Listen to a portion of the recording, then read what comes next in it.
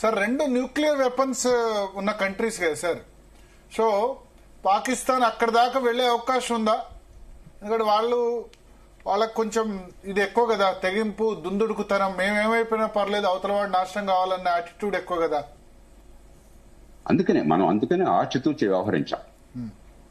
ఆ తగ్గింపు చర్యలకు పాల్పడకుండా వాళ్ళు కూడా విజ్ఞత ఉన్నట్టయితే ఖచ్చితంగా ఆచితూ స్పందిస్తారు. కొంచెం మాటలు దూకుడుగా ఉంటుంది, చేతలు మాత్రం దూకుడుగా ఉండవు. నాకు ఆ నమ్మకం ఉన్నది. దేనికి వచ్చా మనం సిద్ధపడాలి. సో ఓవరాల్ గా ఇప్పుడు నెక్స్ట్ డిప్లొమాటిక్ ఒకటైంది, ఫైనాన్షియల్ గా సింధు నదీ జలాలకు సంబంధించింది, తర్వాత ప్రిసిజివ్ అటాక్స్ అయ్యాయి.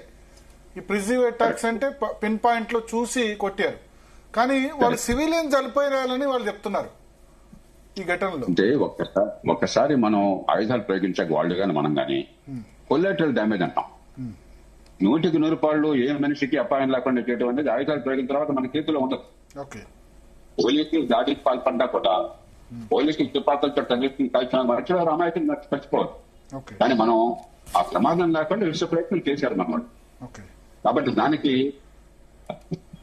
మరింత ప్రమాదం లేకుండా మనం ముందు జాగ్రత్త చర్యలు తీసుకోగలం, కానీ ఎవరు కూడా గ్యారంటీ ఇవ్వలేరు.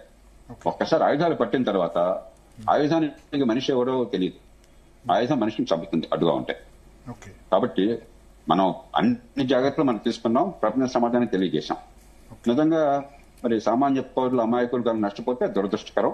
దానికి మనం ఏం చేయాలో మరింత జాగ్రత్త తీసుకుంటాం అంతే. సార్ ఒక్క నిమిషం లైన్ లో ఉన్నాడు సార్. బాపట్ల ఎంపీ కృష్ణప్రసాద్ గారు మనతో పాటు